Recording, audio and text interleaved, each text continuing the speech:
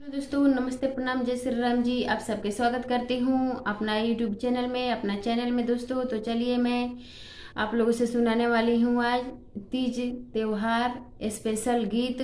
शंकर जी का तीज व्रत का गीत है, आप लोग जरूर सुनिएगा। अच्छा लगेगा तो छोटा सा प्यारा सा कमेंट कर दीजिएगा और शुरू से लेकर अंत तक सुनिएगा इस गीत को, और गीत को लाइक भी कर दीजिएगा, साथ में चैनल को सब्सक्राइब भी कर लीजिएगा। तो चलिए मैं सुनाने जा रही हूँ, आप लोग बने रहिएगा। इस तीज स्पेशल शंकर जी का गीत शुरू से लेकर अंत तक सुनिएगा, बहुत अच्छा लगेगा शायद आप लोगों को।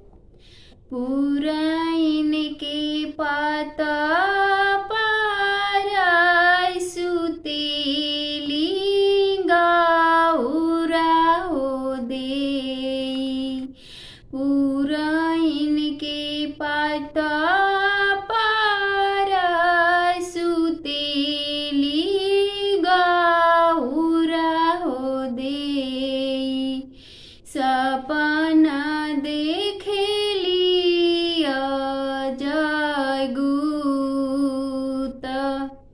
सपना देखेली जगूत। टोला महलाई के पुरुष गोतिन हो बहिनी।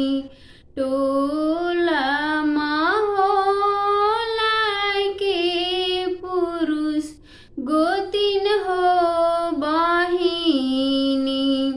सपना के करीना विचार जी। सपना के करीना विचार जी। राते सपनवा दीदी आई सान देखानी। शिव कैनी दोसारी बियाह। रात सपनवा दीदी आई सान देखानी। शिव कैनी दोसारी बियाह। घरवा पैसी गौरा बिनी तीजे कैली। सुनी शिवजी राजी हमार जी। किया हम हमी शिवाजी चोरा से हो चटानी। किया हम हमी शिवाजी चोरा से हो चटानी। किया हम नसनी भान डार जी। किया हम नसनी भांडार जी। रौरा करब दूसरी बियाह जी। रौरा करब दूसरी बियाह जी। नहीं तू बाड़ू गौरा चोरा से हो चटानी। नहीं तू बाड़ू गौरा चोरा से हो चटानी।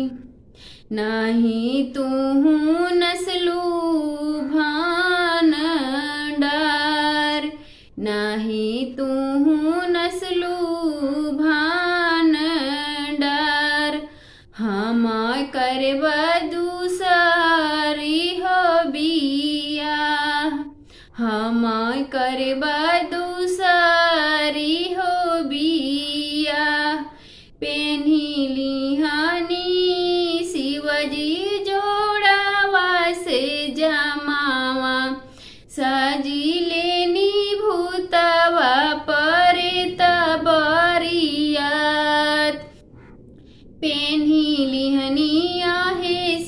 जी जोड़वा से जमावा सजी लेनी भूतवा परे तबरियात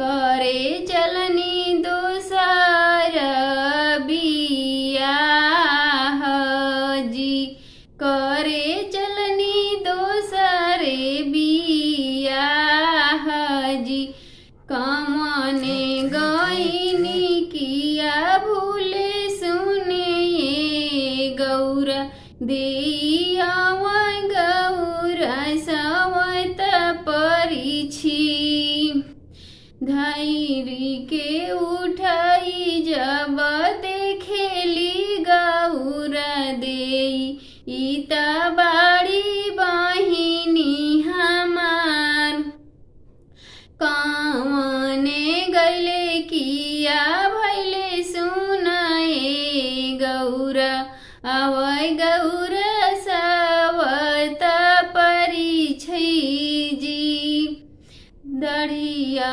उठाई जब देखली गौरा देई इता बाड़ी बहिनी हमार जी मंगिया के जुड़े जुड़े रहिया हो बहिनी जन्म जन्म हवात मंगिया के जुड़े जुड़े रहिया हो बहिनी जन्म जन्म हवात पुराइन के पत पर सुतेली गौरा देई सपना देखेली अजय गुत शिवा